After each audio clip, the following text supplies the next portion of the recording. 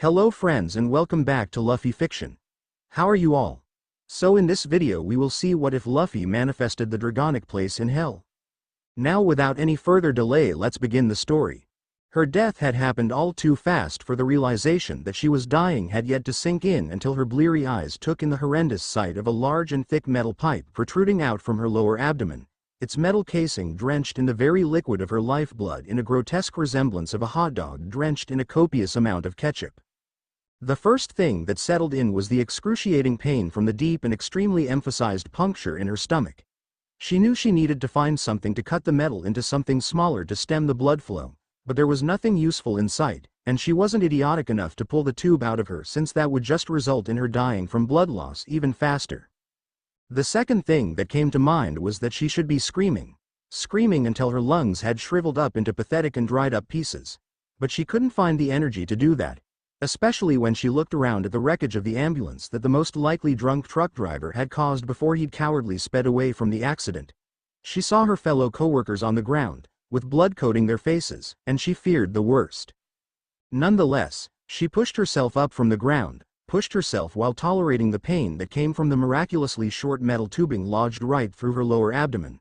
She knew that even if somebody had already called for help, they wouldn't be here fast enough to save her life. So, she'd done the only thing that she could think of whilst at the last moments of her life.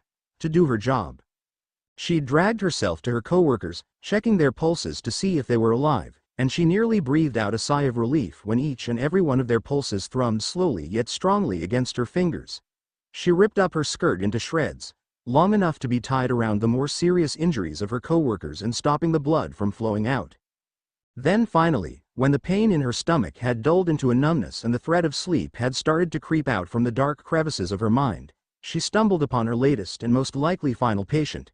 A little young boy by the name of Angelo who'd been said to have collapsed right after he and his family had dinner.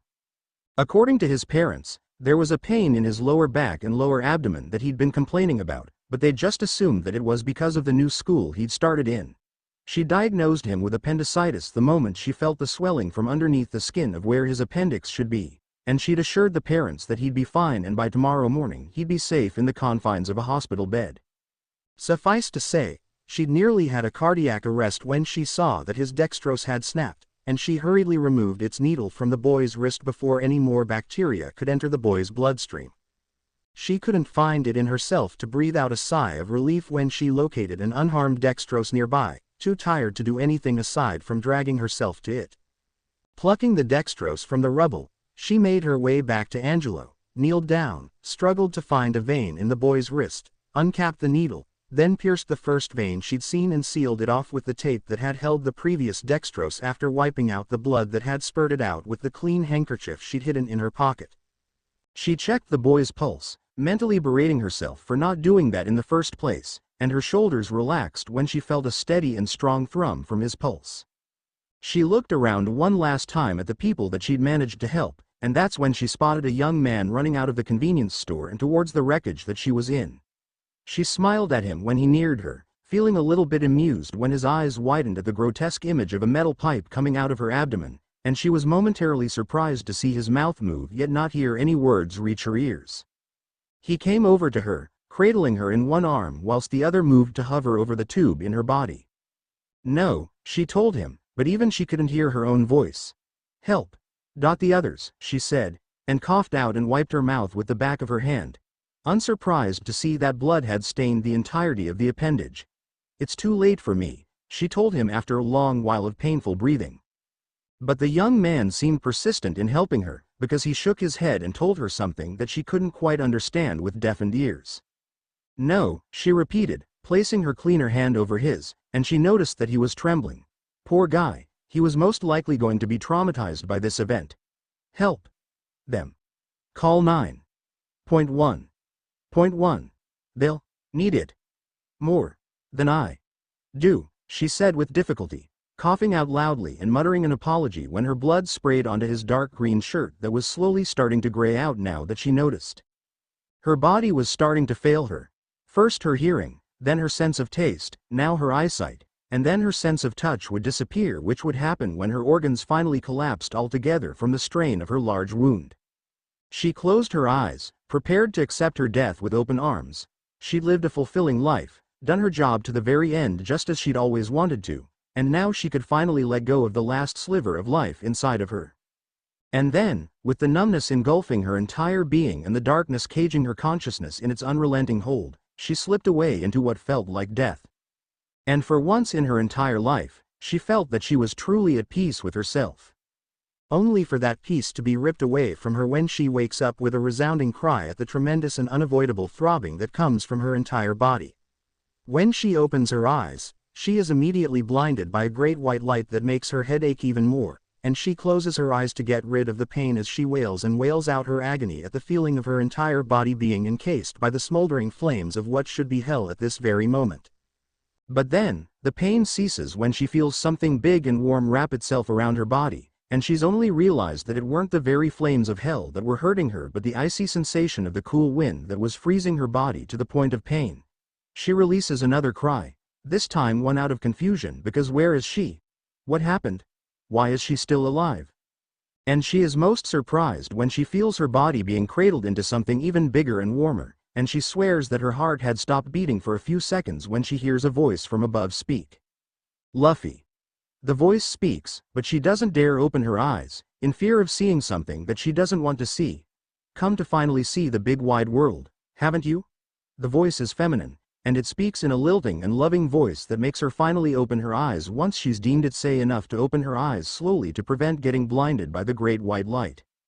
Oh, the blurry image of a woman with her hair sticking to her sweaty face appears, and all she could do is blink out the blurriness in her eyes to get a better picture. You have your father's eyes. The woman says with teary eyes, and all she can do in reply is blink up at the unknown woman. Who is this? What are you talking about? A gruff voice says from the side, and she has to crane her neck to get a good look at the person.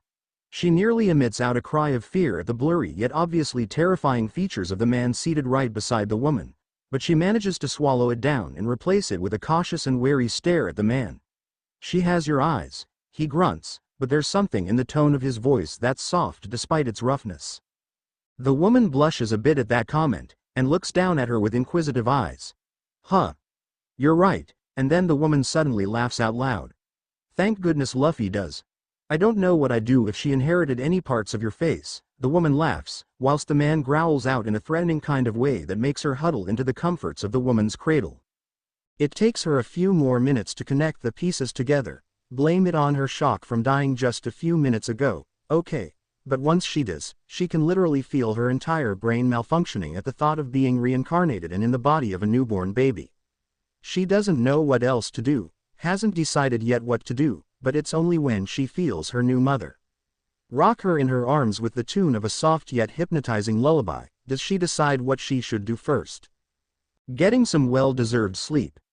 Being a newborn baby is honestly boring, especially when she's lived what she supposes is an exciting life with adrenaline pumping through her veins as she struggles to save a person's life with only the knowledge in her head and the limited amount of tools in hand to help her. And it's really humiliating, since she can't just stand up and waltz to the nearest bathroom to take a piss or a shit. It's a horrifying experience that she wishes she'll never have to live consciously through again, because having to personally cry out for her mother's attention because you had no choice but to soil yourself. It's terrible and embarrassing. She's a grown woman, for goodness' sake. Albeit a grown woman in a baby's body, but a grown woman nonetheless. But she learns to adapt to being a baby again, and learns a few more things about the new life she's living as. Her name is supposed to be Luffy. She doesn't know if it's a nickname of sorts, but that's what her new parents call her. It's a name she's familiar with, because it's identical to the name of the main character of an anime she'd watched since she was but a young girl, and she doesn't know whether she should feel flattered or creeped out because she had a crush. As in, a big, fat, fangirl crush. On Luffy from One Piece because, well, he was funny, okay? And he had the courage of a Gryffindor and he was willing to die for his nakama, and damn. Did any of you see his abs? Especially after that 2-year time skip? She'd admit that her hormones had gone out of whack during her puberty stage after seeing those babies, okay? And don't even get her started with Zoro's or Mihawk's or Shanks or Ace's abs, because she'll just be waxing poetry about those particular parts of their body for hours. Anyways, back to the point, her new name is Luffy, and she has no idea where the hell she is. Oh, She can tell that they're on a boat, what with the way the entire room rocks every now and then, as well as the sound of waves crashing against the side of the boat, which is what's helped lull her to sleep at least 4 times a day. And her theory of being reincarnated as the Luffy from One Piece seems even more real no matter how much she tries to shove it in the back of her head. She doesn't know the name of her parents, because they keep referring to one another as dear, or love, or idiot, sometimes, much to her irritation, but it's only when her eyesight has cleared up after a month does she actually get a much clearer and better view of her father, which promptly makes her burst out into tears, much to her parents' worry. Because only an idiot or someone who isn't familiar with the plot and characters of One Piece would never recognize her new father, who's as scary looking as he's depicted in the series. With his slicked back, spiky black hair and sharp eyes, with the left one framed by a tribal-like tattoo the color of blood itself, her father is none other than the infamous leader of the revolutionary, Monkey D. Dragon. And that's when she truly believes that she's Luffy, as in the Luffy, as in that gluttonous rubber man whose life's goal is to be the pirate king and who's survived through millions of situations where he should have died in but hasn't because of his otherworldly luck. And she feels lost because there's no way she can be that Luffy. No way she can go through what he had. So, she deals with her problems as she's always had, shoving them to the back of her mind to mull over for later, and continues to enjoy her life as a baby for as long as she can. It's usually her mother who takes care of her, which is why it's a huge surprise to her when the door swings open and in walks in her nightmare of a father with his heavy boots loudly creaking the wooden floorboards underneath. She looks up at him with big, black eyes, and she tilts her head at him when he nears her. She stops herself from flinching when he suddenly scoops her up in his big arms, but she does wiggle around before she settles comfortably in the crook of his elbow. When her eyes meet his, it takes all of her willpower to not look away, because there's something in them that says he's judging her for her worth and seeing what she could offer him despite her tiny size. So, she does what she's always done to melt the heart of her mother right after she's been fed. She brings her arm up and pats her father where his heart should be, because that's as high as she can reach him for now. And she gives him a big, wide, and toothless smile that she hopes conveys her adoration for him because he's a revolutionary leader for Beep's sake, and he deserves all the respect he gets, wanted criminal or not. He blinks down at her, looking as if he's assessing her for one long moment, before the corners of his own lips stretch out into one hell of a grin that could make any lesser baby cry out in fear. She manages to stop herself from becoming a lesser baby. "You have your mother's smile too," he says, scary eyes looking softer than before, with so much love and affection in both his gaze and voice, as he rocks her in his arms. She doesn't know what to do but enjoy the feeling of warmth and protection and love enveloping her into an embrace as she leans in closer to her father's chest, listening to the hypnotizing sound of his heartbeat, and silently dreading what would become of their little family in the future because she wants this and she doesn't want to let it go. She wants to keep this happiness. When she first learns how to stand up and shakily walk on her own, she's at least 8 months old, a month too early for the average baby to walk, but neither of her parents notice this because she's their first child and neither of them take mind to it because they're too busy gushing, more of her mother, and less of her father, about this new milestone she's accomplished. When she turns a year old, her first birthday is spent in the confines of her room, the only place she's ever been in this new life, but her parents are there the whole day to make it more special than the average day. Her mother tells her stories. Tales of the old that's been passed down from generation to generation in every island she's been in, and stories about warrior princesses fighting for their right for freedom and true yet forbidden love, whilst her father cradles her in her arms as they sit on the ground, with him adding in his own personal comments about her mother's exaggerated way of storytelling with rolling eyes. And then, once the sun's rays has stopped filtering in through the tiny window in her room, and as they tuck her to bed in her crib, her parents share a look that Luffy can't identify for the life of her, and the look that they share scares her and rocks her to the very core with fear and dread, and she wonders if now is the time they should be part, but her worry subsides when her mother leans in to beep her on the forehead with soft lips, and a whisper of sweet dreams and "I love you," and her father surprisingly does the same to her. But it's only when she speaks her first word, does her happiness come crumbling down on her like shattered glass. It's been 2 whole months since her birthday, and 2 whole weeks since she's seen her father come into her room with a broken look on not only his face but in his eyes as well. His shoulders are stiff and there's a suffocating aura around him when he nears her that almost sets her into tears, but she remembers that he would never harm her when he picks her up and cradles her in his arms, his chin placed directly on top of her head that's starting to grow some hair. The distinct and very familiar smell of blood enters her nostrils when she buries her face in his neck, and already she fears the worst for her mother when she feels her father's shoulders tremble ever so slightly. And for 2 whole weeks, it's only her father who takes care of her. He changes her diapers all the time. Sometimes, there are times when he forgets to feed her, but never once has he left her to starve for an entire day. He puts her to bed every night, with a beep on her forehead, and that sad and lost look in his eyes. And not once has she seen any sign of her mother. A few more weeks pass, and as each day passes, her father starts looking much worse than the day before. She notices the eye bags underneath his eyes, the tired and weary way he holds himself, and the smiles he gives her have dimmed until only a small amount of light is left in there. She doesn't know how to comfort him, aside from patting the part underneath his chin and snuggling into his chest. Smiling brightly at him would just damage him even more, because she can tell that now is a time of mourning and not of happiness. And she mourns in her own way too. When her father's long left and it's been way too long in the night, she buries her face into the softness of her pillow and cries out silently because her mother's gone, and she doesn't even know if she's alive or not. Some daughter she is, huh? On one faithful day that she'll never ever forget for the life of her, her father brings her outside of her room for the first time since she's been born. She's never known how much she's missed being outside until the familiar and oh so beautiful bright blue sky appears in her vision and she's left blinking up in awe at her new surroundings. The heat of the sun's rays beat down on her tiny head, the familiar sound of the waves crashing to and fro the side of the admittedly small ship therein enters her ears in much higher hertzes, the unfamiliar salty scent of the ocean drifts into her nostrils and she finds that it isn't an unpleasant scent in the least but more of a pleasant one that makes her relax even more in her father's cradle. And, much to her surprise, there seems to be another ship right by them with a single wooden plank connecting the 2 boats. Alarmed, she looks around to see if her father had any companions around, and she feels her heart jump straight into her throat when she realizes that there is nobody else on deck aside from her and her father.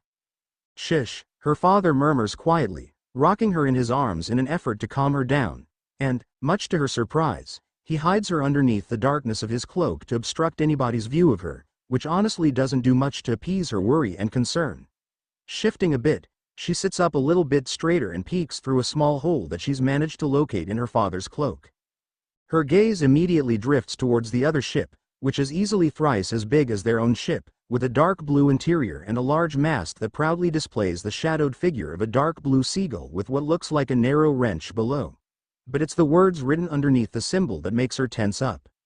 Marine. And, not even a full second after, she hears shouts coming from the marine ship before a humongous figure dressed in white boards the plank and struts towards their own boat with a calm yet determined gait. It's the tanned skin and graying, spiky hair and scruffy beard that gives the new person's identity away, and she instinctively curls closer to her father's chest when she sees the furious look in those dark eyes despite the calm mask that's placed over it. Dragon, Garp. A well-respected and well-feared marine, the so-called hero of the Marines because of his tremendous strength and great skill to be able to corner the Pirate King several times, and her grandfather of all things. Acknowledges with a casual air. Father. Her own father acknowledges back, and she can tell by the way he shifts that he's nervous about something. She feels dread settle within the bottom of her stomach when she realizes that this might be when her father gives her up to her grandfather. Why'd you call me out here? In East Blue of all places too? Garp demands, straight to the point, as he crosses his arms over his broad chest, his mouth set into a displeased scowl. And what gave you the balls to even call me out here in the first place, huh? Especially after that last stunt you pulled.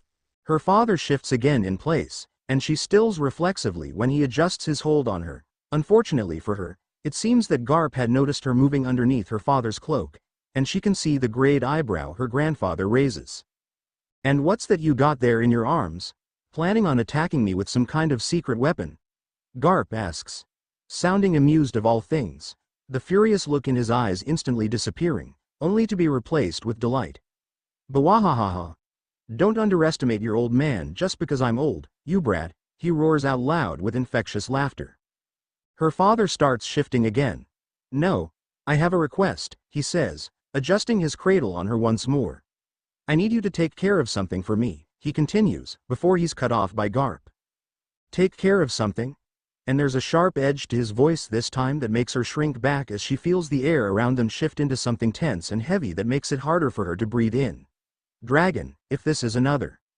I have a daughter," her father states bluntly, and she can see through the peephole that Garp's words immediately die out in his throat, a shocked expression making its way onto his wrinkled face. "And I need you to take care of her for me," her father requests. There is a brief silence that encompasses the heavy air around them, until Garp breaks it with a sharp inhale of breath. "A daughter?" he questions, as if he's unable to believe such a thing. "You have a child?" he asks, sounding bemused and surprised all at once. "Since when?" "Since last year," her father answers easily enough, and she can feel that sharp nod that he gives. Then, he brings her out from the cloak to reveal her to Garp, who intakes another sharp and disbelieving breath once his gaze lands on her. "Her name is Luffy. She was born on the 5th of May and she turned a year old 3 months ago," he introduces her. She blinks a few times at Garp before she looks up at her father with a tilt of her head, eyebrows drawn together and bottom lip sticking out with a tremor. He doesn't pay any heed to her, not even bothering to glance down at her. "Will you take care of her for me?" her father asks once again, and there's nothing on his face to betray the sudden constriction of his throat that she can see from his arms. "Where's her mother?" Garp stutters out, a rare feat indeed, and he looks much more lost than her father as he looks at her with wide eyes. The deafening silence around them is answer enough, and she can see Garp swallow with sweat beading down his forehead. It's an amusing sight to be honest, and she would have laughed if her father wasn't giving her up. "Will you take care of her for me?" Her father repeats the question, and she curls her hands around the soft fabric of his shirt until she's gripping them tightly with fists that are starting to pale in color.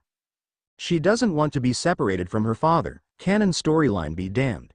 This is her life, damn it, and she's not willing to give it all away again just because she'd been reincarnated as the main character of a popular anime.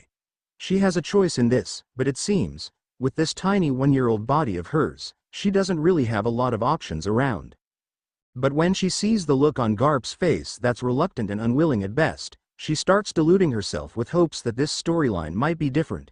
That Garp will deny taking care of her and she'll be left in the safety of her father's supervision as she grows older under his sharp eyes.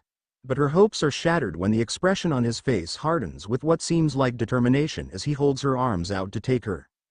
No, her fists instinctively tighten on their hold on her father's shirt, and she feels betrayed when her father walks towards Garp without a single word, easily breaking her grip from his shirt, and depositing her into the much larger arms of his own father. Almost immediately, she starts squirming in Garp's hold, because she doesn't want to be here. She wants to be with her father. She wants familiarity in this big and scary world where she'll get hurt and experience dying several times. "Raise her well for me," her father says, for the first time looking down at her so that their gazes could meet since he'd brought her up to the deck to see the outside world for the first time in her new life. She can see the way his eyes soften for her, a solemnly sad expression on his face, and she realizes right then and there that he doesn't want to give her up, but he has to because she'll just be a liability for him, a weakness that any of his enemies could exploit, extra luggage that will only bring him down in his quest to overthrow the world government and to revolutionize the entire world itself. Even so, her eyes well up with big, fat tears and she selfishly reaches her arms out to him, a silent plea to take her back. He gives her a small smile, pats her on the head a few times, and takes a step back that makes both her heart crack and her stomach drop. "You be good now, okay?" he tells her, and she whimpers at him in reply. His hand digs into one of the many pockets of his pants, and he pulls something out from within its depths to show it to her. When she catches sight of the item, her tears don't stop, but her whimpers do. The locket is silver in color, suspended in the air by a thin chain that looks as if it could easily break. Its surface gleams temptingly as the sun's rays hit it, and she can tell that her own dark eyes are gleaming back at it as she stares at it with no little amount of interest. But her father doesn't give it to her. Instead, he hands it over to Garp under her watchful gaze.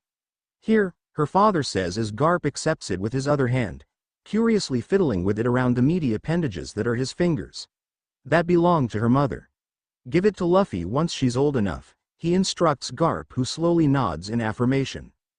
"Will I be expecting any future visits from you?" Garp asks with a drawl of his tongue, adjusting his cradle on her until he gives up when she struggles once more and lets her sit upright on the bulk of his arm with her back pressed against his chest and his other hand going around her to keep her from falling. No, her father immediately answers. It'll just attract unwanted attention. It's best if I'm not there when she grows up, he elaborates. Are you sure you really want to give her to me? Garp asks her, looking down at her with the same dark eyes that she has. He doesn't smile at her, neither does he scowl at her, so she's not really sure what his opinion of her is. It's for the best, her father answers after a long moment. I see. Garp notes. You take care of yourself too, Dragon. And put some meat in your bones too. You're looking a tad bit thinner than last time, he scolds, and her father nods in reply. Garp nods as well and turns around with a sweep of his marine jacket that billows wildly when a particularly strong wind drifts by. Alarmed that she's now being taken away, she twists around in Garp's arm and pushes herself up with the shaky support of gripping his broad, wide shoulders that are embellished with his honorary rank pins of being a vice admiral in the Marines. She shakily stands up until her chin is well above her grandfather's right shoulder, and when she sees the way her father is looking at them, with longing and sadness and shame on his face, she feels something deep inside of her just crack, and before she knows it, she's opening her mouth and screaming the words she's been working hard to say every single night just to see her parents' face light up with joy and pride. Papa. Her father's head immediately snaps up, surprise flickering over his features at her unexpected action. She pauses as well. It's the first coherent word she's ever uttered in this new world she's been shoved into. But once she realizes that her vocal practices at night has finally paid off, she lets the lock that she's been keeping on herself crumble down, and she's positively spitting with desperate cries of, no, of, Papa, and of the two words combined until Garp's landed on the deck of his own ship and her throat is starting to hurt from all her screaming. Garp turns around, which makes her twist back around as well so that she could see the distant form of her father who looks oh so very far away from the ship she's grown up in. A flood of tears flow freely down her cheeks by then, staining Garp's beefy arm when she reaches out one last time and puts all of the strength of her lungs into this one last scream that's filled with the same grief that doesn't stop swelling within her chest and right next to her frantically beating heart. Papa. Luffy. Her father shouts back, much to her and Garp's surprise. This won't be the last time I see you, he announces. We'll meet again. One day, in the future. This, I promise to you, he vows with such strength, with such honesty in his words that makes the grief in her chest bloom open with newfound hope that this won't be their last meeting. She hiccups one last, rubs the corners of her eyes with tiny hands, and she bobs her up and down several times to show that she's holding onto his promise. Her father's lips stretch into a wide, big, and teeth-filled grin that's absolutely terrifying, but it's the most beautiful thing she's ever seen since the disappearance of her mother's presence in her life. His grin makes the heavy burden in heart, the weight of an entire story on her shoulders, feel lighter than ever, and it makes her think that she has choices in this life, that if she chooses to follow through the entire storyline of One Piece, she'll be able to go through what the original Luffy had gone through and survive. It's a comforting thought that she keeps close to both her heart and mind as she watches her father sail away with everything she'd started with in this new life. One day, there'll come a time when you will find your own way. In this great, wide sea of blue. Her mother sang softly as she cradled her close to her chest, where she could hear her mother's comforting and most beautiful heartbeat. On rippling tides, 'neath glittering stars, cast your worries aside. For this dream of ours. Her mother held the note for a while longer, before she continued on, undeterred with the loud rumbling of the storm raging outside. Let your heart soar up high to the ever-blue skies. So keep your happiness deep within your core, and rest yourself and close your eyes. For there's always tomorrow to go for. Her mother finally finished, looking down at her with sparkling eyes filled with so much love. Her mother rocked her in her arms for a few more times before she placed her in the crib to tuck her to sleep. Good night, Luffy, her mother said, smiling beautifully and warmly. Don't ever forget that you're our treasure, all right? Her mother asked. You're the most precious thing that your father and I have ever had, so take care of yourself first please, her mother ended, caressing her cheek with her thumb, and giving another one of those pretty smiles and loving gazes of hers, before her very figure distorted. Then everything turned dark. On the first day after her father had given her up to Garp, she wakes up slowly from a much-appreciated memory of her mother. The drowsy haze that clouds her mind is starting to disperse, making way for her consciousness to come out. She blinks once, twice, thrice, and it takes her a long moment to realize that the white thing she's been looking at since she'd woken up is the ceiling. She brings her hands up to rub the sleepiness and morning star out of her eyes, and yawns widely soon after. "Oh, you're awake," a gruff voice startles her, which makes her accidentally poke her eye through her rubbing. She winces and cradles the left side of her face with both of her tiny hands, whimpering softly at the pain that blooms strongly. Sorry, the gruff voice sounds apologetic, and she feels big hands going underneath her armpits to lift her up from her soft bed. "Here, let me see that," he, since the voice sounds like it would belong to a man, says, but she shakes her head in denial because she can take care of herself. "Thank you very much." "Don't be stubborn, you brat. Just let me see it," the man says, before her hands are easily ripped away from her face, and a much bigger hand cradles her cheek. "Come on now, open your eyes and let me see it," he says, softer this time and in a much kinder voice.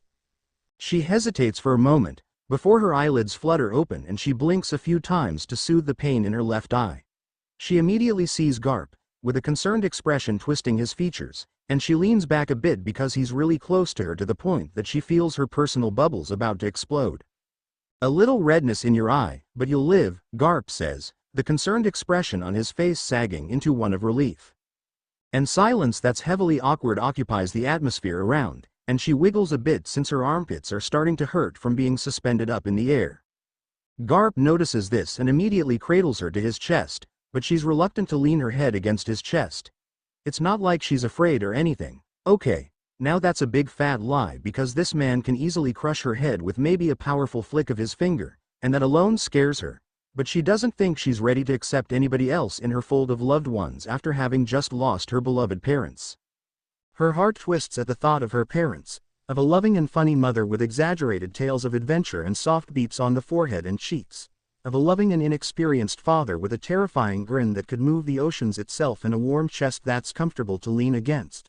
But she shoves that sadness inside of her because she doesn't want to cry, especially in front of somebody else even though that somebody is supposed to be her grandfather. "You don't look like your father," Garp says all of a sudden, pulling her out of her train of thoughts. She tilts her head at him, bemused, and she feels a little bit relieved when he elaborates. "Your father already had that demon thing going for him since he'd been born. All scary eyes, and when he smiled it was terrifying. His mother, your grandma, used to always tell your father to smile a little less scary, but the more she told him the more it got scary. Personally, I didn't see anything wrong with it since he'd have made a good Marine, but..." Garp trails off, before he shrugs helplessly. "It wasn't the life for him, apparently," he says, grinning widely despite the disappointed tone in his voice. "But you on the other hand, you look like a loris or a tarsier, with your big eyes," he says and, to emphasize his point, he dramatically widens his eyes until amazingly enough it takes up about half of his face that should be physically possible. The image is comedic and funny at best, and she guesses that it can only be possible with the whacked-out physics of anime, but it's still funny and she can't help the bubble of laughter that bursts out of her mouth. "Finally smiled, huh?" Garp notes, laughing so strongly to the point his chest vibrates with his mirth. "That's good. Wouldn't be good if you grew up all sad and depressed, especially since I'm the one who'll raise you. What will my colleagues think?" he says, laughing out loud once more. Eventually the laughter dies out and the silence returns, but the silence this time around is no longer heavy with awkwardness but is comfortable enough for her to finally be able to lean against Garp's large chest and listen to the steady beating of his heart. She doesn't know what will happen next as Garp raises her, but she knows deep down that Garp won't abandon her. He'd stuck with Canon, Luffy to the end, and though he wasn't exactly supportive of Canon, Luffy's goal to become the Pirate King, he was still proud of what his grandson had accomplished in his life as a pirate. It's a comforting thought, in the least, that she won't be abandoned once again, and that Garp wouldn't kill her if she ever did betray him to become a pirate. "I'll take care of you," he tells her as she's being lulled to sleep by the sound of his heart. "I won't let anything happen to you under my watch," is the last thing she hears before she succumbs to the temptation of a dreamless sleep. The first time she meets a character that she isn't related to is the time she's about to roll out of the bed she'd shared with Garp since he'd gotten her. She's been spending her time for 3 days straight just crawling on the bed and listing down all 216 bones in order without fail, So you can't really blame her if she's gotten tired with listing down bones and acting as if the thick comforter is some kind of harsh military obstacle that she has to crawl under from one side and reach the other as fast as she can. Her plan starts with throwing all the available pillows on the bed to the ground, making sure to make a wide enough bedding for her to safely land in. It's only when the door opens does her attention stray away from her task and she curiously turns to look at the newcomer with big eyes because oh, she's been caught. The man in the doorway is not Garp, that much she's able to comprehend. He's much lankier and shorter compared to the behemoth size of Garp. His suit is gray and the embellishments on the shoulders of his marine jacket are of a different color and fewer in metals, and there is a long katana strapped to the right side of his hip with a gray fedora placed on his head to shadow his eyes. She blinks dumbly at the unknown person, but her attention is quickly averted back to her current task at hand when she realizes that she's lost her balance and is now falling forward to the heap of pillows down under. An oof escapes her mouth as she lands safely. She hears footsteps hurrying over to her, so she rolls herself on her back just in time to catch the concerned expression on the unfamiliar man's face be replaced with shock. She stares at him gaping at her for a very long moment, before the amusement that she's been holding in is no longer containable and she grins cheekily at him as a giggle slips out of her mouth. She greets, as a replacement for him, simply because it sounds silly for a 1-year-old to say and she's feeling like she's in one of her sugar rush even though Garp has forgotten to feed her this morning for the first time. She can't see it, but she guesses that the man is blinking down at her. Hello, is his reply, and he sounds confused and wary of her, a 1-year-old baby, who doesn't even know how to properly walk yet. Then, carefully, he picks her up by the armpits but even his hold is unsure and unsteady which makes it obvious that he's never handled a kid before. So you're Vice Admiral Garp's granddaughter, huh? He says, more to himself than to her, as he sets her down on the bed. She pouts, looking down at the pillows with longing because she was so close to her freedom. It seems like the unfamiliar man notices her longing gaze, because he snorts and his lips twitches upwards into a small smile. Were you the one who threw all those pillows on the ground? He asks her, to which she nods to in reply. How come? Bowed, is her simple and slightly slurred answer before she looks away from him and back at the pillows down low. She knows that she shouldn't feel this comfortable around a stranger because first of all, it's a stupid move to trust a complete stranger, but if memory serves her right then this must be Garp's second in command who, for the life of her, she can't remember the name of, but she knows she can be assured by the information that he wouldn't dare harm her. For now, and besides, he hasn't done anything to insult her or scare her so all's good. I want Doom, she elaborates, wincing when she gets the syllable wrong because of her stupid and clumsy tongue. She really wants to speak properly. Baby talk has its perks and all, but she wants to talk properly for goodness sake. And then, an idea pops up in her head, and she feels hope and excitement bubble up inside of her. She looks up at him, making sure to widen her eyes just a bit and activate her baby charms. Out, she answers. Out, she demands then, pointing at the main door. The man looks at the door before turning back to look at her. Out. She nods vigorously. Out. Then, to emphasize her point, she raises her arms out to him. Please, she says, her L comedically mushing into a W. The man looks hesitant and when he looks about ready to refuse her request, she brings out the big guns. Jutting her lower lip out even more and widening her eyes as much as she can, she fake sniffs and looks up at him with the most pathetic expression she can muster. It had worked with both of her parents when she wanted to stay up a little bit longer at night, so she's sure it would work on this guy too. And, as she'd predicted, he fell for it hook, line, and sinker. All right, the man says, heaving out a very big and very loud sigh. Come, air, you. He picks her up by the armpits and cradles her close to his chest. She wiggles for a bit, struggling to find a comfortable place because this man isn't as big as Garp nor is he as wide-chested as her father. Eventually, she manages to find a comfortable spot in his arms but she doesn't lean against his chest. Out, she commands, clapping her hands afterwards when the man does as she says. The minute they step out of the room, she's immediately hit with the pleasant sight of the sea. She closes her eyes to bask underneath the sunlight, enjoying the way it warms up her face. The sound of the waves rocking against the bottom of the ship is soothing to her ears, a lullaby that's helped her slip into a dreamless sleep every night. She smiles softly as a breeze drifts by, before she feels her stomach rumble almost silently as if it's whispering to her that she hasn't eaten yet. Determined to get some food in her system, she looks up at the man, noticing for the first time that he's a blonde now that she's really close to him. "Garp?" she asks, tilting her head at him. "You want to see your grandfather?" the man asks her, and she nods her head up and down in agreement. "Oh, he's over there, you see," the man says, pointing at what seems to be a veranda with only a pair of beach chairs and an umbrella furnishing it. She notices quite quickly that one of the beach chairs is occupied, and she recognizes the head that easily peeps over it. "Garp," she calls out to as the man nears the vice admiral, and she feels happiness flood her entire body when she sees that she's managed to catch Garp's attention, for he looks over his shoulder to see who in the world could be calling for him. "Garp," she calls out once again, waving at him and giving him a big, teeth-filled grin.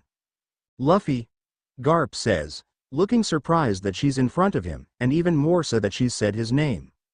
"What is the meaning of this, Bogard?" Garp asks, taking her from the man, Bogard, apparently. "What a unique name," and cradling her close to his chest. She leans against him, immediately feeling comfortable in his large arms because she's so used to men with big arms carrying her around that it's just plain out weird if any other male smaller carried her. Her mother was an exception though, because though she was small, her beeps served as good pillows. "She wanted to see you," is Bogard's clipped answer. And Garp blinks at that, looking surprised at such a notion. "You wanted to see me?" he asks, looking down at her, and she looks up at him with a tilt of her head. They stare at one another for a while, before she bobs her head up and down. "Milk," she demands from him, lips set in a grim line. "Milk," she demands again after a few long moments of no response from him. And the response she garners from him is unexpected, but she should have expected that since he was a part of the monkey family and no monkey was ever normal. "Bawahahaha." Garp throws his head back to unleash a powerful laugh that could easily last a few minutes. Once it dies down, Garp looks down at her with a wide grin and his eyes practically glittering. "You're definitely my granddaughter," he booms proudly, rubbing the top of her head with his beefy hand. "Come," he says, getting up from his seat and easily towering over Bogard. "Let's go find you something to eat," he says, before he walks past Bogard and towards a destination that she's not all that familiar with. However, since she'd been raised politely in her first life, she pushes herself up in her grandfather's arms until her chin is well over his broad shoulders. She waves at Bogard with a bright smile, bidding goodbye to him loudly as she and her grandfather disappear from his sight once they go down a set of stairs. A few more weeks pass before the marine ship finally hits land, and she's surprised to find herself deeply upset at the thought of being separated by Garp's crew. They're a good bunch, she's completely sure of that, because once they got over the animosity of her having once been in the custody of Dragon, she can't help but feel amused that none of them, aside from Bogard but even he isn't sure, have deduced that she's the daughter of the ever-feared revolutionary leader, with each and every one of them assuming that Garp had just adopted her out of pity. They were all pretty generous in showering her with love and attention. There was never a day that passed where she didn't smile in those times she spent with them. So yes, she would miss them greatly. "Bye," she yells over Garp's shoulder, waving at the crew as she and Garp board down the ship. She feels delighted when a majority of them wave back at her. Even Bogard, ever stoic and cool, raises his hand just slightly to wiggle his fingers at her, and she twists around once Garp turns around to bid goodbye to his crew. "I'll be back," he yells loudly, and she winces whilst his crew bursts out in exuberant cheers of goodbyes and take cares. As they stand there on the shore of the beach, they watch the marine ship cruise away until it disappears from their line of sight. She looks up at Garp a few moments after the ship's figure disappears from her sight, and she blinks when she sees him narrowing his eyes until they're almost slits, as if he's forcing himself to catch a visage of the marine ship even if they must be hundreds of miles away by now. Patiently, she settles in the crook of his arm and waits for him. And the realization of why they're standing here on the shore for so long rams into her like a solid brick wall. It's not because Garp is waiting for the marine ship to disappear from view. He's waiting because he's making sure that no danger would come to his crew for as long as he can see them. And she's 100% sure that he'd come flying over the ocean just to protect his crew. Her admiration for Garp grows because it's evident to her that he loves his crew a lot. Eventually, they reach a particularly average-sized village with but a few houses littered about. She takes notice of a small port right next to the village, and wonders why they hadn't just docked there instead of a remote beach that's quite far away from the village. She looks around as they venture into the village, taking note of the wide, grassy plain that stretches behind the village with several cows grazing to their heart's content. It's only when she sees the large windmills that easily towers over the houses does something akin to realization click into place in her mind, like a puzzle piece settling into place with the rest of its companions to complete the whole picture. They were in Fuchsia Village. The village of windmills. The village where the original Luffy had supposedly been born in and where he grew up and met red-haired Shanks and gained his devil fruit powers to boot. The first place in the entire world where he'd announced that he would find One Piece and become the Pirate King. So pardon her if she feels a tad bit starstruck at this revelation. Garp! An enraged voice calls out, immediately snapping her out of her thoughts.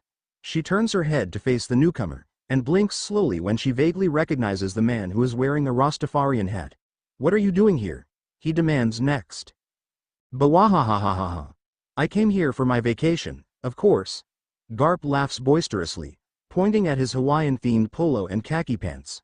"Oh, and I also came here to introduce you to my cute little granddaughter," Garp says, holding her out to show her to the bewildered mayor of Fuchsia Village. She blinks at the man, not really knowing what to do, but she forces her lips into a grin as she waves her hand at him. She greets. The man looks even more bewildered than before. "By the way," Garp starts off, bringing her back close to his broad chest. "How's Ace been doing?" he asks excitedly, and she stills at the mention of the name that she'd so absent-mindedly forgotten with her excitement and confusion and terror of being birthed as the female version, the main protagonist of One Piece. And everything she's known about the boy, because he's not yet a man, not yet a pirate, not yet a son of Whitebeard, but just a little boy with major daddy issues and a large dream that'll change in the future and will rock the entire world to its very core, floods into her mind like a broken dam. Ace. Ace. The 2nd Division commander of the infamous Whitebeard pirates, the biological son of the late Pirate King, Gold D. Roger, who he harbors an immense hatred for, a loving yet rude pseudo-brother to the original Luffy for more than a decade. The legendary Fire Fist who could burn down an entire ship with a single thrust of his arm. The one who died at Marine Ford by the hand of a pirate-hating admiral with a magma-covered arm through his chest that had been meant for the original Luffy. Someone that the original Luffy had come to love with all of his heart, but lost to death in the end. Someone that she'll come to love with all of her, but will only lose to death in the end. She feels her blood run cold at that very thought. "That brat," the mayor says with a pinched look. "Why, he's been wrecking havoc since you brought him here, so yes, Garp. That little devil of yours is doing just fine," he says with a scowl, but there is no hatred in his voice when he says it, just a very big amount of distaste and weariness. "I pity Dayton for having to take care of the little monster." "Bawahahahaha." Garp howls with laughter, throwing his head back to emphasize his amusement with the situation to the point that even she is starting to get a little bit creeped out by him and is leaning away from his as much as she can without the threat of falling down. "He'll make a fine Marine one day, that Ace," Garp states, nodding his head with a sureness that she laughs at. "Marine? PSSSSH. As if. That kid will be spouting that he wants to be a pirate in Garp's face by the time he's 7. Even your granddaughter agrees with me that Ace isn't fit to be a Marine," the mayor comments, snorting unabashedly. "What's her name, by the way?" he asks, eyeing her with inquisitive eyes. "Her name's Luffy," Garp introduces her. "Monkey D. Luffy. It fits, right," he says, grinning brightly and proudly as he looks down at her with gleaming eyes. She feels warmth bloom within her chest at the expression on his face, and she grins back at him with as much happiness that she can muster. But it seems the mayor doesn't agree, because his face adopts a deadpanned expression. "Luffy? What kind of name is that?" he asks in an incredulous voice. And Garp responds with a clueless shrug. "No clue," is his response, making the mayor facefault at such a simple and nonchalant answer. "Dragon was the one who gave it to her, and it doesn't sound half bad, so I didn't bother renaming her." And just like at the mention of her father's name, color immediately drains away from the mayor's face as his eyes start to widen to the point they could have resembled dinner plates. "Dragon?" he exclaims, surprise and horror evident in his voice. "This child is Dragon's," he exclaims, waving his hands up in the air to emphasize his point and screaming. Garp raises an eyebrow. Didn't I just say that she's my granddaughter? You didn't say that she was your biological granddaughter. The mayor argues loudly, pulling on his hair. I thought you just adopted her like you did with Ace.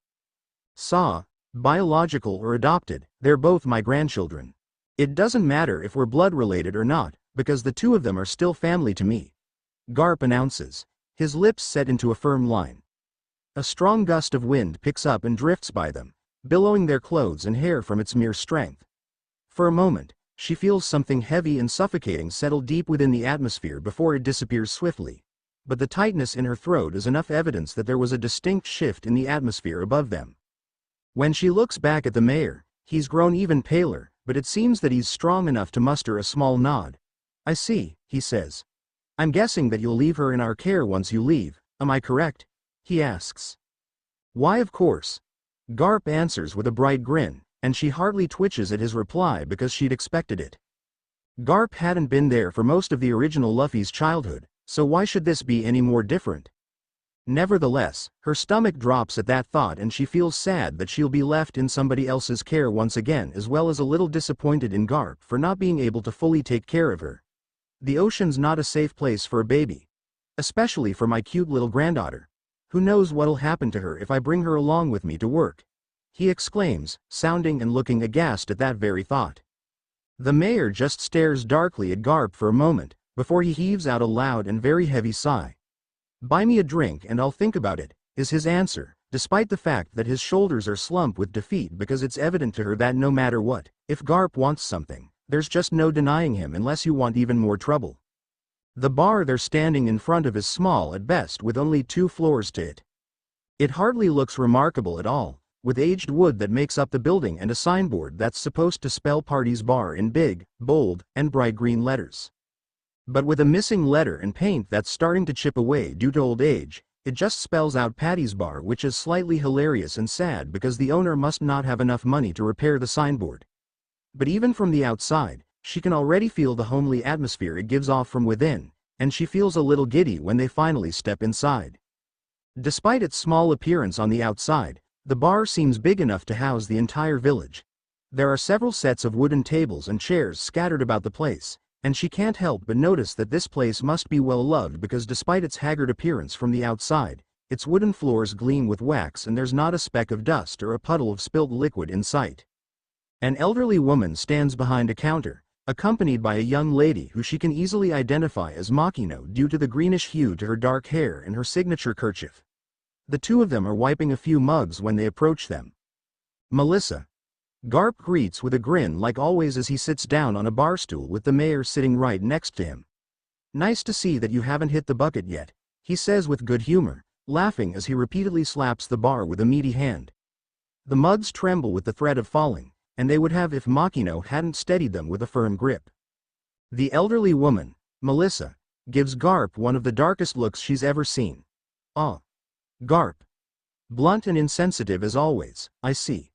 A pity that a whirlpool hasn't beeped you in yet, but I'm sure Death just doesn't want to deal with your foolishness and shenanigans, she says, her tongue sharp and merciless. She, Makino and the mayor wince at her response, but Garp just laughs even harder. What are you even doing here, Garp? Last I've heard, you were chasing a couple of pirates in South Blue, Melissa asks, raising a gray eyebrow that increases the wrinkles on her forehead. Oh, I'm here on vacation, is Garp's straight to the point answer. Also, I want to introduce you to my granddaughter, Luffy, he says, setting her down on the bar counter that feels warm underneath her diapered bum.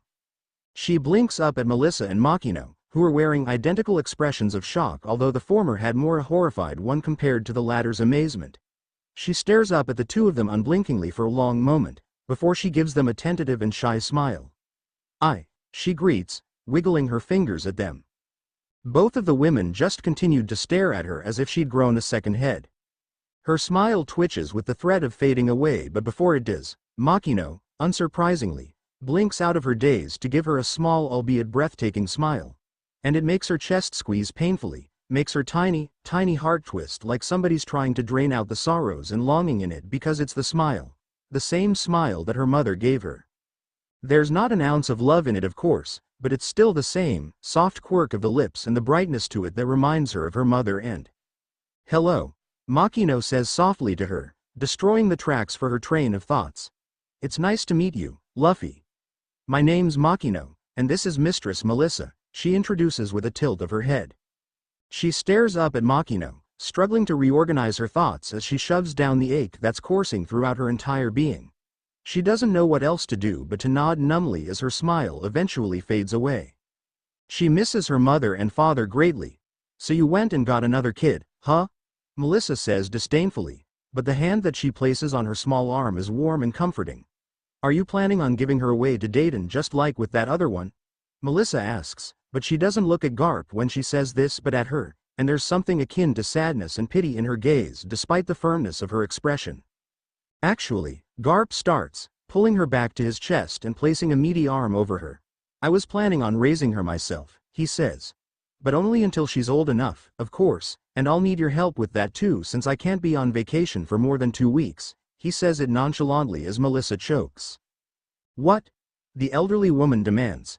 And who says that we'll just agree with taking care of your kid?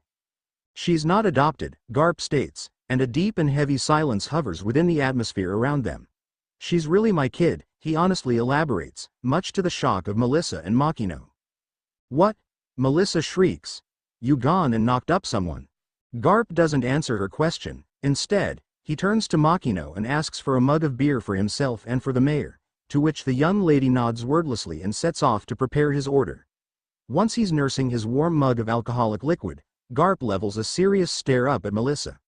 It's actually my son who went and knocked up someone, he says right before he takes a sip from his drink. It's amusing to her to watch all the color drain away from Melissa's features, and she can't help but smile at Makino's cluelessness to the situation at hand as she helps steady her mistress who'd apparently gone weak in the knees.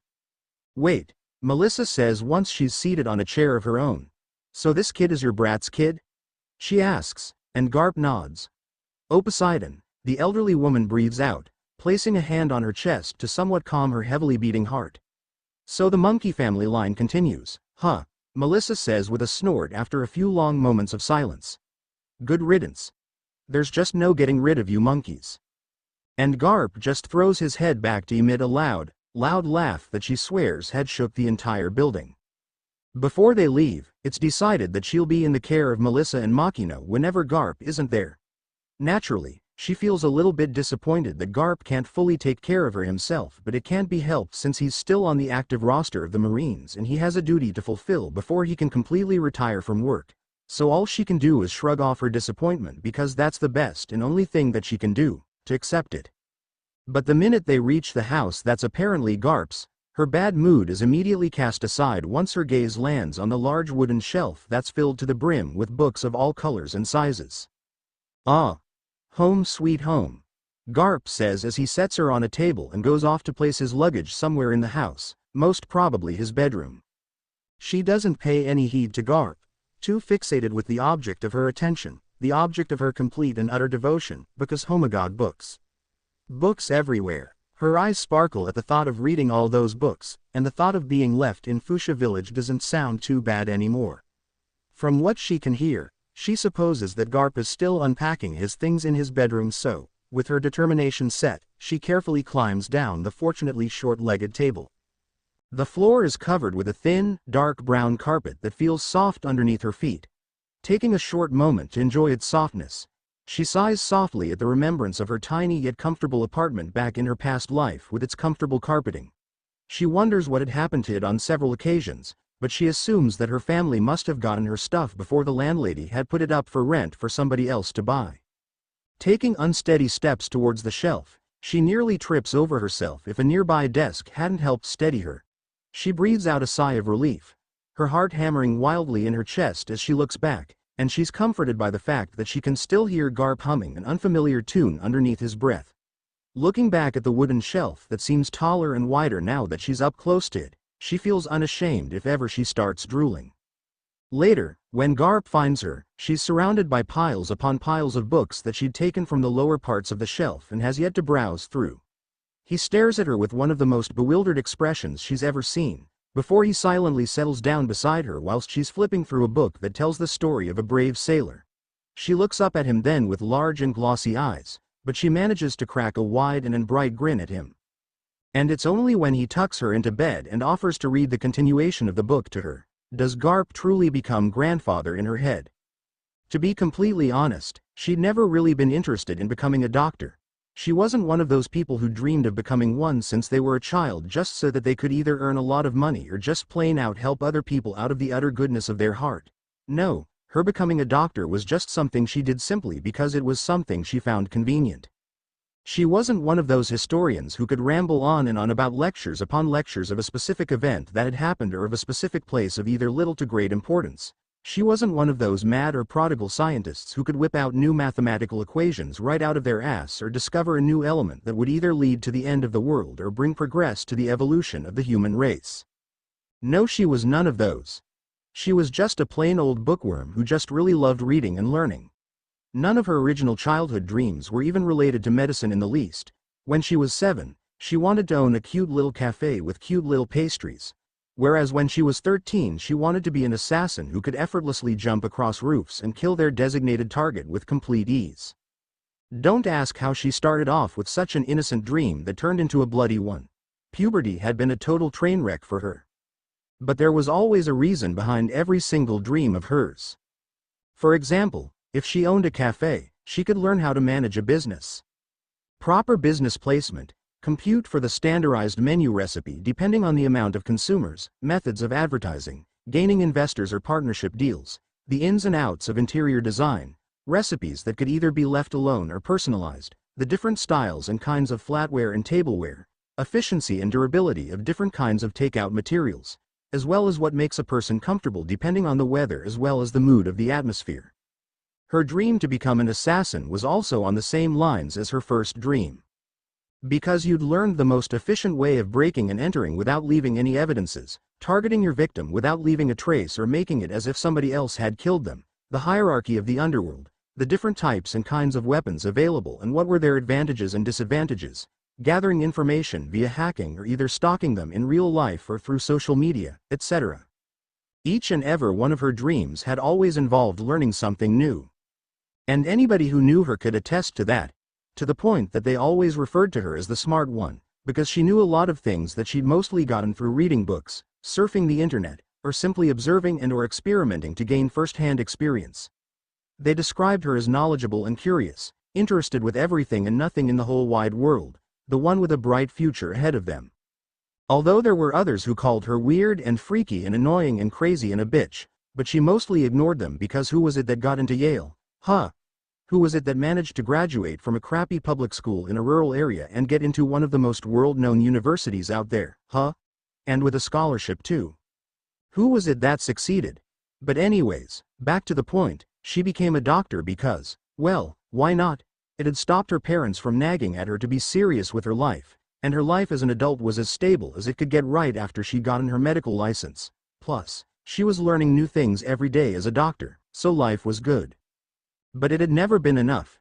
It had always felt as if there was something missing, so she'd tried to fill that void by dedicating her life to her work, because what else could she do? So still, that hole in her life remained. And when she died, she'd admit that she was happy because honestly she was just tired of having to follow the same ordinary normal everyday routine. But then she woke up in a whole new world, and her plans of being able to rest in peace had all gone flying out of the window. Luffy.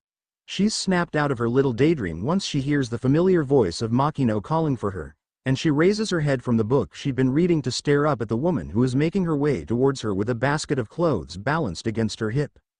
Reading again, I see? Makino laughs lightly, bending down to her height to take a sneak peek at the page she's currently on. Era? The young woman blinks, a slightly deep crease appearing in between her eyebrows. Why are you reading this? Makino asks with a tilt of her head. Poppy gave it to me, she answers easily, feeling a sense of accomplishment swell up inside of her for having not slurred her speech. Marking the page, she closes the book to display its cover to her, which is mostly white with a light blue border and the word, Marine, imprinted boldly on it. It had been a gift from Garp to her before he'd left for work about 3 months ago, and she'd honestly never expected to ever open it, but curiosity had won out and she reluctantly opened the book to read it because why not? She'd already read all the books in the lower shelves and she was too short to read the ones up high, so this marine guidebook would do. Makino blinks. Garp did? She nods, before she opens the book to her most favorite page, the one that shows the marine rankings. This is Poppy's, she says proudly, pointing at the symbol for Vice Admiral. And this one is Poppy's friends, she says with a dash of mischief as she points at the symbol for the Fleet Admiral. Oh, Makino says, her feigned interest sounding believable if not for the fact that she was technically older than the young women in terms of mentality and knew better. Your grandpa and his friend are really strong, huh? They are, she says with a nod as she beams brightly at Makino. Although in her head she's pessimistically thinking, of course they're strong, they have to be or else the Marines would just be a joke to the pirates. By the way, your grandpa sent you another letter, Makino says as digs into her pocket to bring out a folded envelope that she accepts eagerly. She's careful to open the envelope, because she doesn't want to destroy it, call it a pet peeve of hers, and she smiles as she brings out the letter within it that's written in terrible calligraphy with sharp curves that can only belong to her grandfather. She'd honestly expected her grandfather to command one of his subordinates to write to her, but nope, every single letter of his had that same terrible calligraphy as the ones on the papers scattered about the desk at their shared home. It's a warming thought, that he'd made time to write her a letter by his own hand. What does it say? Makino asks her with her ever-present smile as vibrant as ever. She pauses at that, before her eyes scan over the letter to see if he'd written anything new. It just says the usual, she answers, though she feels a little disappointed at that because she'd expected her grandfather to write something new. Like about his past adventures, or his new journeys, or maybe how his crew is doing. She really misses his crew, especially Bogart, but nope, he'd always written the same old, "How are you? Are you being a good girl?" to Melissa and Makino. "Have you read that book I gave you? I don't know when I'll get back, but I'll be there before you know it. So just wait for me, okay? Stay safe for me, Luffy, and don't get into much trouble. Remember not to talk to any strangers, especially pirates. Grandpa loves you and is always thinking of you." It had been sweet for the first few times, but then she's starting to get tired of the same thing over and over again. She's starting to think that maybe he's not writing this by his own hand anymore, but is instead photocopying it. This thought replaces the warm, bubbly feeling inside of her with something dark and bitter that curdles deep within her gut, but she pushes it aside because at least he's sending her letters. Her past grandparents had never really been able to send her letters because they died right before they could even carry her. Oh, Makino says, and the look on her face says that she knows she's disappointed in the letter. It's okay, Luffy. Makino tries to comfort her by rubbing her back with soothing circular motions. Why don't we go get something sweet for you, Nay? You like sweet things, right? Yes, she admits, feeling a little ashamed that the very thought of sweets manages to wash away her bad emotions. She gets up from her seat, book tucked underneath her armpit, and she reaches for Makino's hand to grasp it. Makino's smile is softer than before as she leads her back to the bar. When Garp is away, she's not allowed to stay the night in the little house outside of the village, because, according to him, who knows what could happen to her if she's left unsupervised for more than an hour. Instead, she sleeps over at the bar, right next to Makino, who isn't reluctant to wrap her arms around her much smaller body and bring her closer to her warm chest. At first, she wriggles away from the older woman's grasp, because it's awkward, and it's the first night she's spent without Garp's protective shadow hovering over her like a comforting blanket, so she wants to feel sad and lonely all by herself for just this night, but eventually, she accepts Makino's affections because it's cold in the night and she's just accepting the inevitable much sooner anyways. She knows Makino will be an important person in her life, just as she'd been for Luffy. She has the choice to either accept her or not, to change or not to change.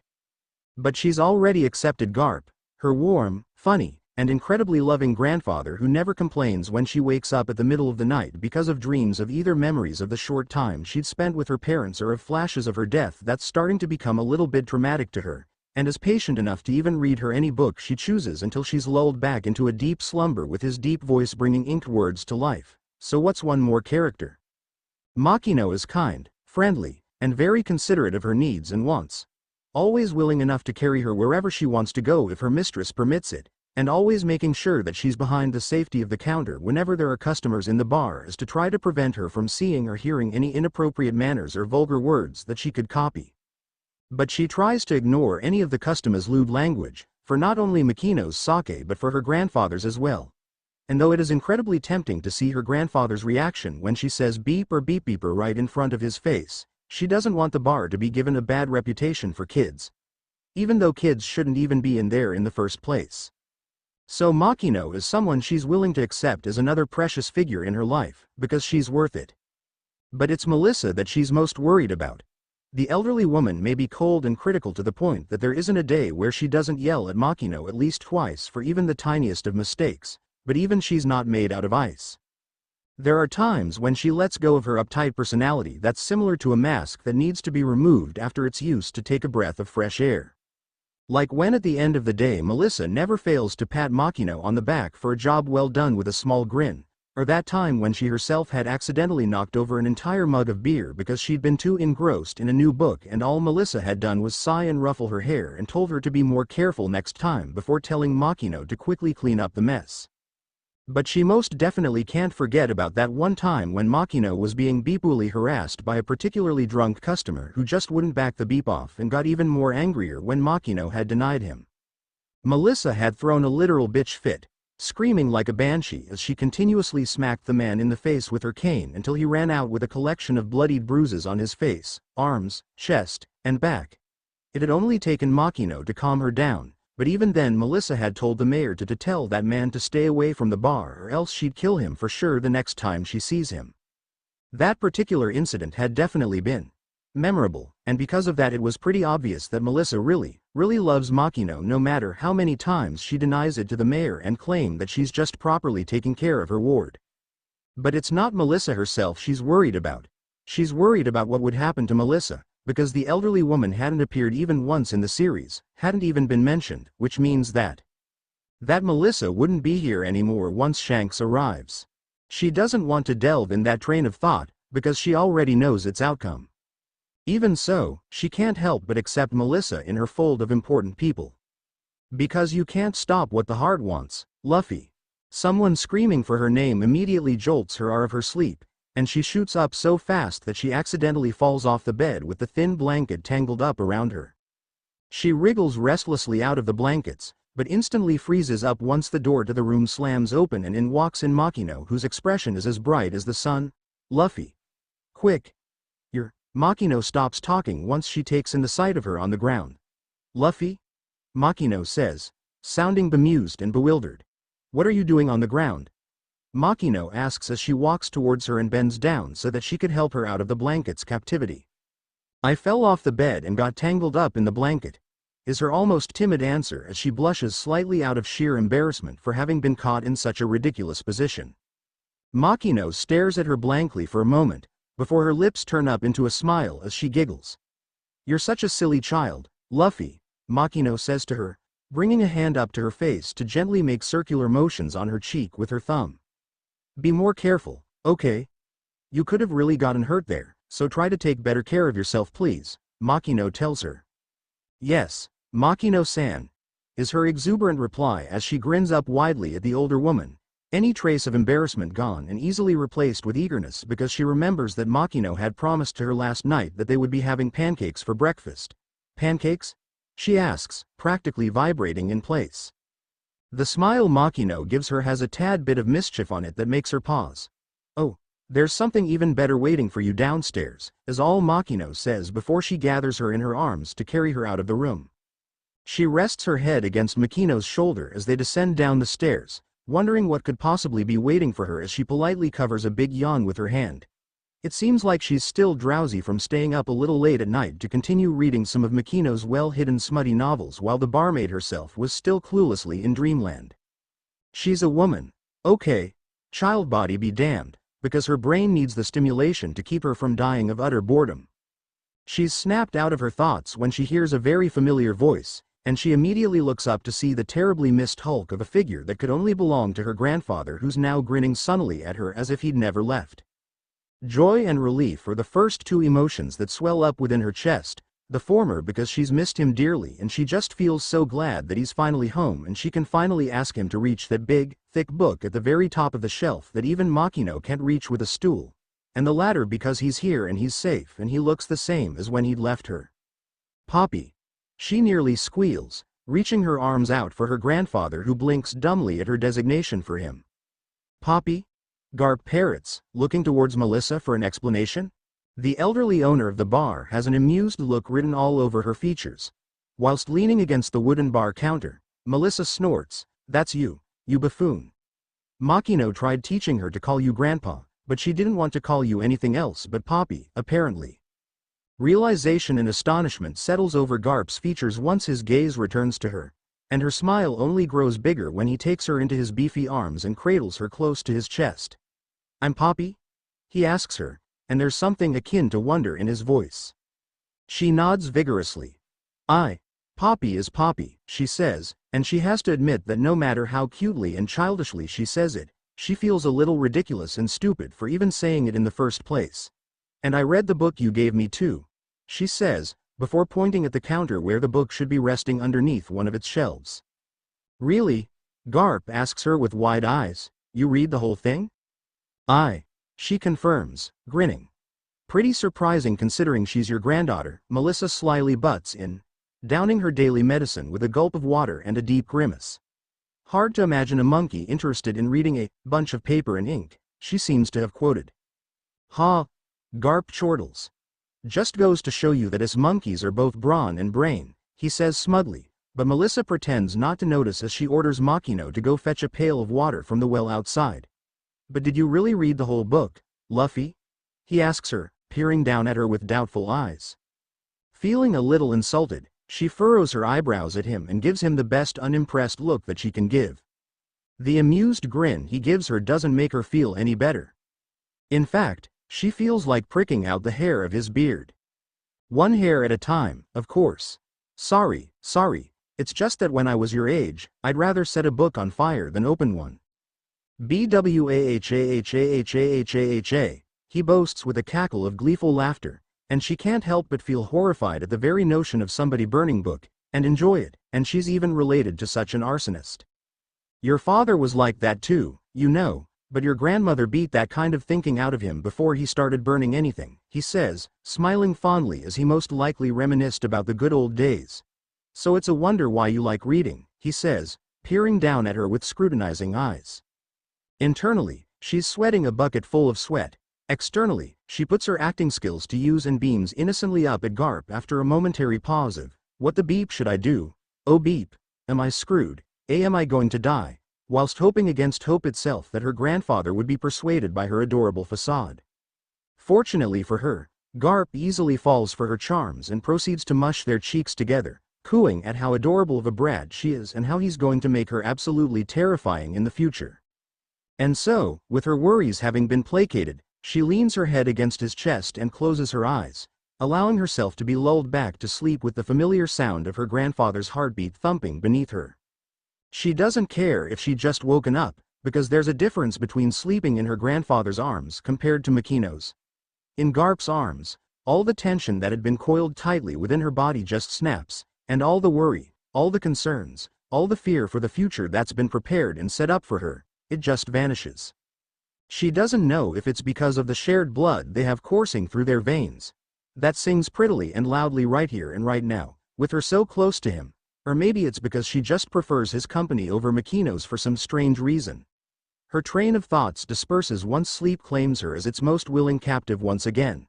To be continued, and thank you so much for watching. See you in the next video.